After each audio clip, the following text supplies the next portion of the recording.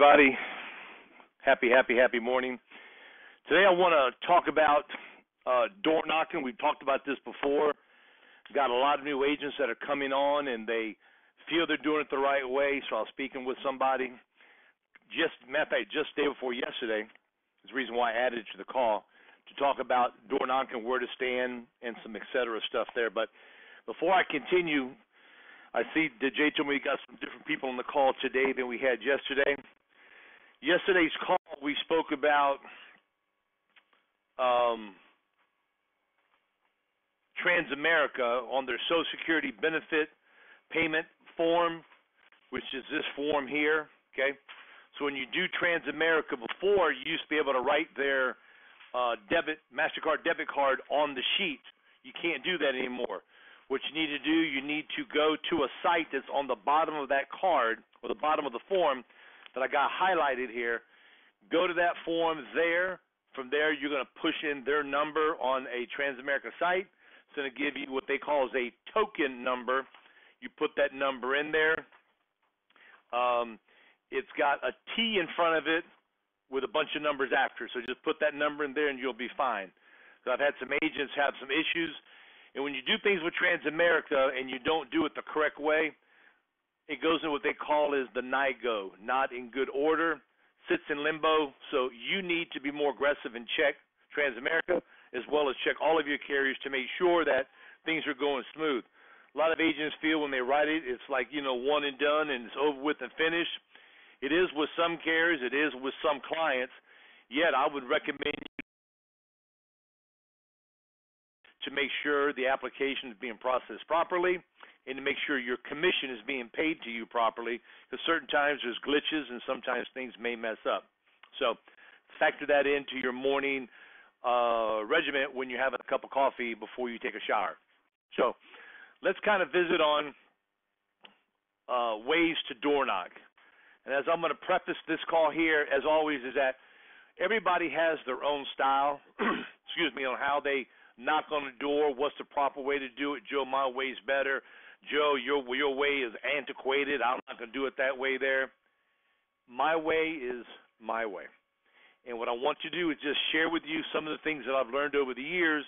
And from there, it's all your choice if you want to incorporate them or not. Because the thing is that we all have our own styles.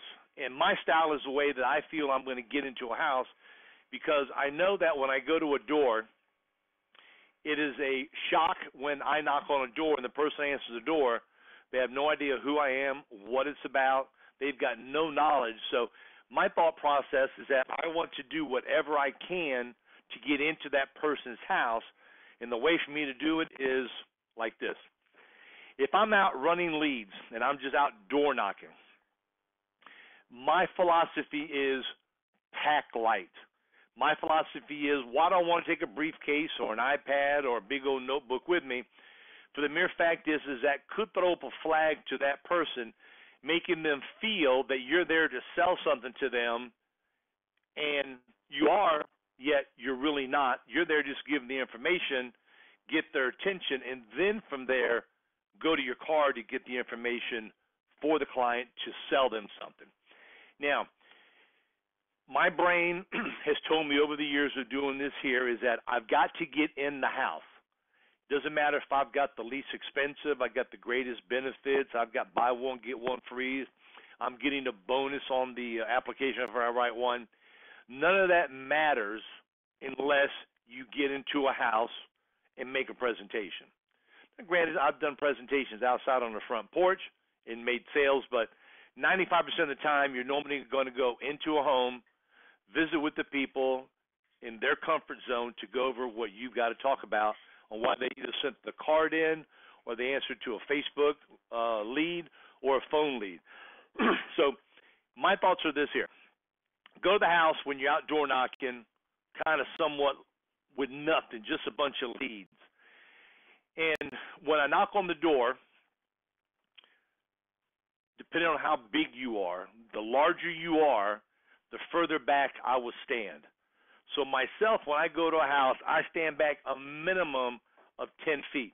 I'm standing way back from the house because in my mind, when that person opens the door, my mind is going to assume that the person behind the door is a smaller person than me. I'm 6'1". So if I go to a door and that person is 5'1", 5'2", and I'm sitting real close on that door, you kind of think about this here, Jimmy, to the camera. You see right here, I'm sitting real close to you guys right now. It is called intimidation. So my thought is I'm going to stand back further. Thank you. Stand back further. And when I'm standing back further, my eye contact further away is more horizontal. When I'm up close to her, it's kind of like this here, and it's kind of like a doggone lion or tiger looking at their prey. They're going to get a little bit nervous, intimidated. They're going to get a little bit pushy on you. So stand back. Secondly, when they answer the door, I do not move forward. I stay right where I'm at. I have the leads in my hand, and I merely say hello, good morning, good afternoon. My name is Joe. And I always assume that the person that's name is on the card is the person answering the phone. Answering the door. Hello, Ms. Jones. My name is Joe. Recently, you had sent this card in. Do you remember sending the card in? No, I don't. Okay.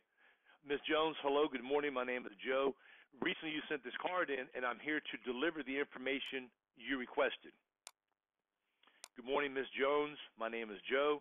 I received this card yesterday that you wanted this information sent to you immediately. Put you at the front of my list. I'm here to go over it with you. Can you give me 2 minutes of your time? Pick out one that you feel comfortable saying when you're at the door. My thoughts is that the door approach is one of the most important things because it is the getting in part that needs to be done. So what I would do if I were you is write down 4 or 5 different door approaches. I gave you 3. Write down 4 or 5, incorporate the ones that you use, and start practicing those there. So when you go to a door, you've got 5 to pick from depending on the person you're going to be speaking with. Okay? Does everybody use the same door approach? I do sometimes, and sometimes I don't. I know that if this one's working yesterday and today, I'm probably going to use it tomorrow. So what I do is I try to go on a gut feeling based on my experience doing this here, is that I got to feel that what I'm doing is working. Because if I go to a door and I say 1, 2, 3, and I'm not getting to no doors, even though it's supposed to be the best door approach, you need to kind of retweak either what you're saying, the tone of voice, how loud you're speaking, all these things you need to take into account. And again, I'd get your phone, carry it in your top pocket or your side pocket, whatever, and record yourself so when you're at the door, you can analyze what you're saying. Speaking too fast, speaking too loud, am I interrupting? Am I mumbling, bumbling on my words? It gives you a way to visit with what you're doing to where you can tweak and adjust your presentation to get into the door. Now, I like carrying a lot of leads because normally they're going to sit and say, I don't remember sending the card in. This wasn't me. I got plans. They're dressed in their nightgown. They said, I'm about to leave to go to their doctor. So what you're going to do is that now you've got to decide how you're going to attack that there. What do you say? Say, Ms. Jones, I would love to come back and see you, yet I'm extremely busy, and I fan through all the cards I have, okay, or all the papers I have. Take old ones. Take leads that you had from a week ago, leads from a different area. Who cares? Just put a paper clip on the top of the ones that are old or whatever and just fan through it. Make them feel that you're extremely busy. Let them see that other people want the information that you have. You're on a tight schedule. All you're asking for is 2 minutes of their time. And the only way to do that is to tell them that you're extremely busy. And now by showing them all the leads that you have, tell them that I've got to get these people today and tomorrow. I'm working longer hours than ever before. It's unbelievable the amount of people that want this information. I've gone to so many houses and they thought something different. And when I went inside and visited with them, they were so happy. I was a little persistent at the door to get in. These are things you need to have up here in your file. Upstairs in your brain is it's a computer. Okay? and the computer sometimes gets overloaded. So you got to have certain files upstairs. So when you go to a door, you're going to open up the file on what to say to get into the to get their attention. If they give you a rebuttal, you're going to close that file up. You're going to open up another file up in your computer brain that's going to tell you, I've got a lot of people to see, the 2 minutes, I put you in front of the list, all these things here. So you have to make sure you open the files up and close them up. What ends up happening, we got a lot of stuff on our minds. We've got kids, we got grandkids, we got bills that are due. We got leads that are due. We're worried about a chargeback we had. Oh, my God, am I going to make any sales today? I made no sales yesterday. So what happens, we've got so many files opened up upstairs. What ends up happening, it kind of like makes what you're saying a little bit fuzzy because you cannot actually visualize what that file is up there. When you start practicing and remembering the things in certain files that you already have, you're going to learn over time how to close that file, open up this file here. Probably one of the hardest things to do is that when you're door knocking, is that you're thinking about the houses you didn't get into, the argument you had with your son, the bill you got that's due. You got to get off work early today to go to your daughter's swim match. You got to get off work early today to go to your granddaughter's dance recital. So all these things are going on upstairs, and can you totally close every one of those files? I'm going to guess some people can. Okay, I close most of mine, but some of them pop open because I know I got to leave here at 4 o'clock. And I got things I got to do. So try your hardest to close the files off, and then just use the files that you need when you're at the door. What people are going to sit and tell you at the door is, I've already bought something, and you look at them and you go, how can you sit and tell me that there? You just sent the card in like a week ago, okay? Or even if they sent it in a month ago. The thing about it is that the lead is an invitation for you to knock on a door. It's an excuse for you to be there. It's a reason for you to go there because you're going to get an opportunity to visit, make a pitch, discuss, and hopefully they buy something from you. So the name of the game is not to get all upset when they say they bought something, because you need to analyze the situation. Did they really buy something, or they don't want to see me?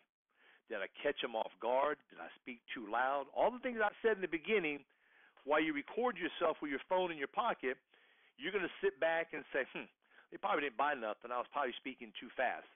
So let's sit and say they tell you, I've already bought something. Don't sit and say, man, I paid $35 for this lead here. How can you buy something? I just got it yesterday. Thought may cross your damn mind, but you know something? Close that file real quick. Open up the I'm a gentleman, I'm a lady file. I need to get in this house here. I need to maneuver myself, bless you, I need to maneuver myself to get in that house. So what I do, I take a step back to give them a little bit more breathing room, okay? I said, oh boy, congratulations. Fantastic. Most of the people we deal with haven't had anything, and I'm so happy you took care of that there. When did you get it? Now you're going to start a conversation at the door, because now what you want to do is to find out, are they really telling you the truth, or is that a smokescreen to blow you off? They're going to say, yep, I bought something just a couple days ago, or I bought something last week, or whatever excuse they give you. Now you've got to decide, how aggressive do I want to be? How much did you get? What carrier did you buy it from? Was it a local agent here, or did you do it by mail? Because sometimes they buy stuff by mail. Guaranteed Issue, Mutual Omaha, Colonial Penn, all these different companies that mail stuff to the house. People do buy those there, not knowing there's a 2-year waiting period. Okay? You've got to think about that up in the old file cabinet over here. They could have bought something from an agent. They could have bought something from a direct mail. It could be a guaranteed issue. You can get them an actual immediate benefit. So you can say, you know something, I'm so happy you got this done. I won't have to be here that long. But yet my job is to make sure you have what you want. My boss normally calls to make sure I came here, I did my job, I answered all your questions. With your permission, what I want to do is to just review what you have, And if what you have is fantastic, I'm going to give you a little pat on the back and tell you great job. Or if I have something a little bit better, I can share it with you because I can guarantee you, you're like my mother, you're like my aunt, you're like my grandmother, depending on your age. You're probably on a tight budget. And if you can get something a little bit better to save you a lot more money, I think that'd be something you really want to talk about. Now you start rubbing those feet at the front door. You make like you got a welcome mat over there. And now you start making your way somewhat slowly to the door.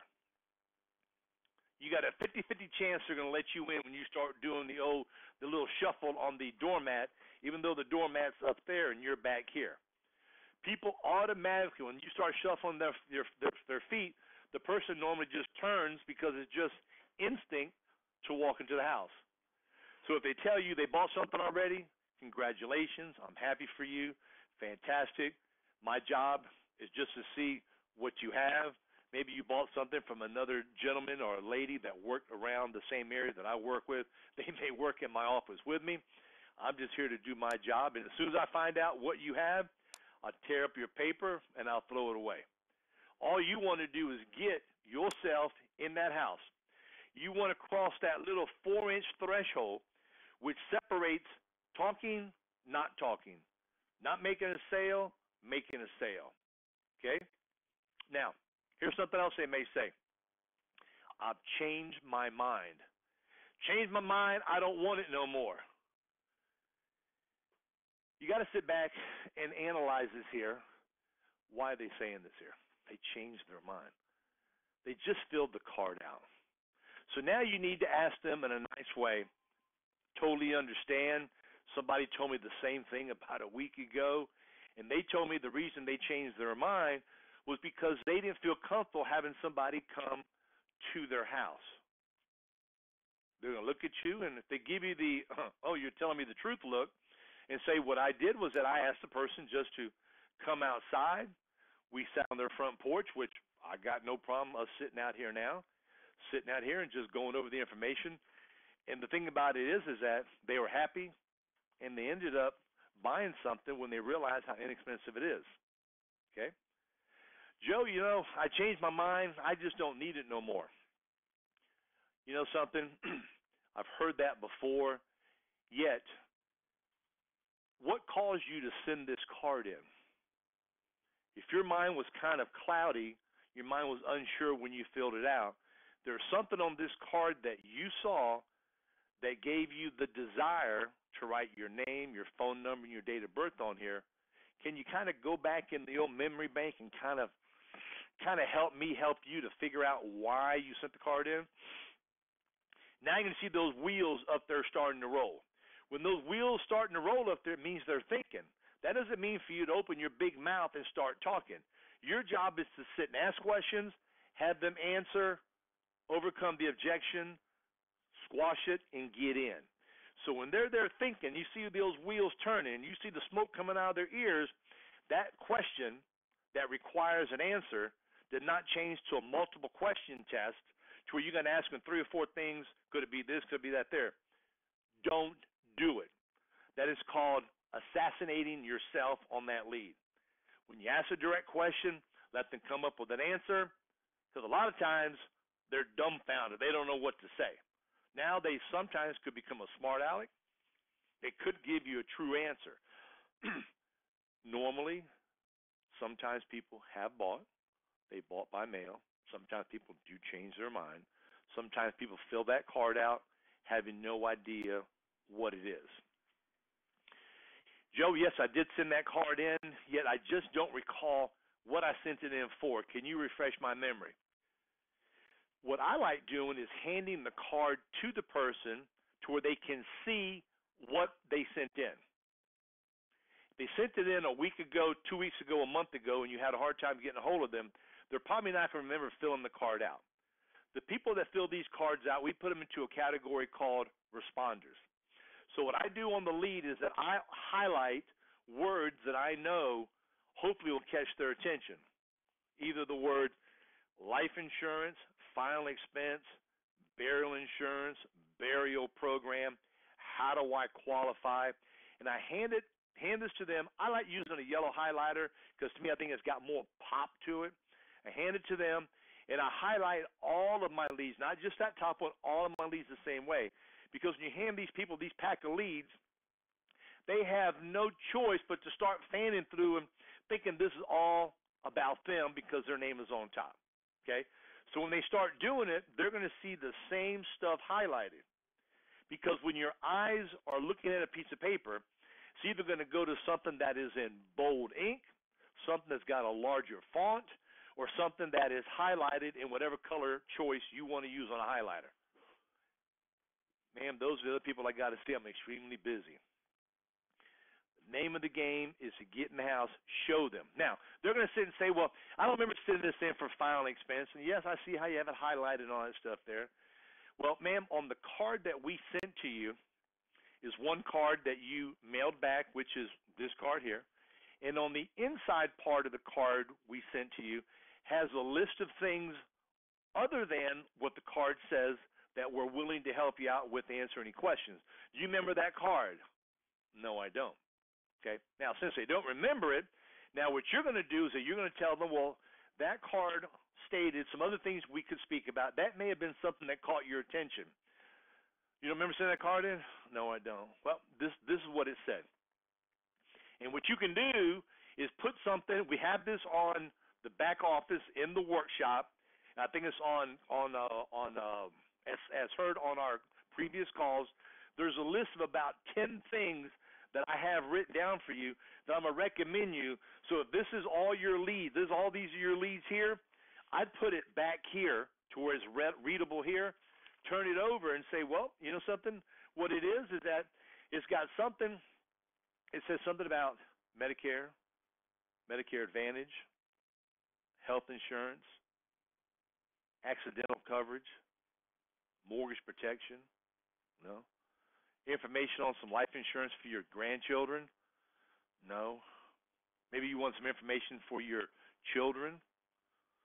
Maybe you want information for your parents or an aunt or uncle. So what you're going to be doing, you're going to go down this list, and you're going to start chopping that tree down to try to figure out which one that you can get their attention on. Was it about a free RX program, a discount program for dental work? Yeah, I think that's what it was for, Joseph. Boy, fantastic. I'm glad we figured that out. Now, what company do we have that will give you a discount card and give you dental work? We have a company that does that, okay? Name of the company is called Royal Neighbors. They give you a little discount card for vision, hearing, dental, as well as a lot of other stuff. You can also add something they offer there if they wanted information on a free simple will. They buy something from you, they're going to get a free simple will through Royal Neighbors. All this stuff you got to have in a file, but here's the beauty. That file you can have on a piece of paper. Some of the rebuttals that you're unsure about, you can have them on a piece of paper. They're not looking at everything upside down. If you're unsure about something and you want to learn rebuttals better, my thought is get a little 3x5 card, write it down with a marker, tape it onto your dashboard, adhere it somehow to your dashboard to where you can be looking at it when you're driving around. Your eyes can't help but go to it because it's sitting there. It's not supposed to be there. It's something that's out of place. And when your mind starts going to it, what I will promise you, if you put 4 of them up there, you're going to start remembering 1, 2, 3, and 4, and you're going to start remembering exactly what order they're in, because you're going to be able to visualize that when you're in a house or at a front door on what to say when somebody throws you a curveball. Okay. Jay, what time is it? Okay, I'm going to wrap it up right now, but I'm going to say just one more thing. Everything I said is if you're going to go to a door, everything that, let's say you go to a house and you have an appointment, and you got them on the phone or you're going back to their house because the person you were door knocking said, I can't see you today, can you come back tomorrow at 2? No problem. When they say they want you to come back tomorrow at 2, say, you know something, I'm extremely busy. Give me a window of 15 minutes before or 15 minutes after. So I may be here at 1:45 to 2:15, depending on how traffic is. When I'm with somebody, I don't want to sit and rush as I'll be with you. I don't want to rush for you. So give me a little leeway This traffic, is getting very, very hectic where we live. From there, when I go back to their house, I don't bring a briefcase in. I don't bring none of that stuff in with me because in my mind, I want for them to listen to what I'm saying. I go to the door with just their one lead. So if this is the lead here, I carry just this one piece of paper. It's blank on the back. The lead says all I carry is this here, my pen, a badge, and that's all I need. When you go to a house on a go back or on an appointment and you assume you're going to make a sale, the assumption is what you should have. Yet my thought process is, my assumption is I want to get in, I want to make a presentation, I want to speak with them, and if their mind is thinking he's trying to sell something, he's trying to be like the other guy, he may keep me at this dining room table for a long time, he may sit and put pressure on me, all the stuff you're telling them is not penetrating, okay? So when they sit and say, well, Joe, what does this cost? If you feel at that time that is the proper time, ask them, may I go to my car to get some paperwork to bring in to you to show you what I've been speaking to you about? With your permission, may I walk to my car to get my paperwork so I can let you see exactly some different ideas of what this is going to cost you per month. With that said, guys, I'll let you go. Make it a great day. You got any questions, give us a call. Take advantage of daylight savings time. Starting to get a little bit lighter and lighter here in Tampa. It doesn't get dark until 9 o'clock, but that's not till like the middle of summer. Take advantage of those extra minutes and half hours and hours daytime now, because people that you couldn't get a hold of, probably off work, you can door knock them when the sun is still shining. You got any questions, give me a call. Appreciate your hard work. Thank you, guys. Bye-bye.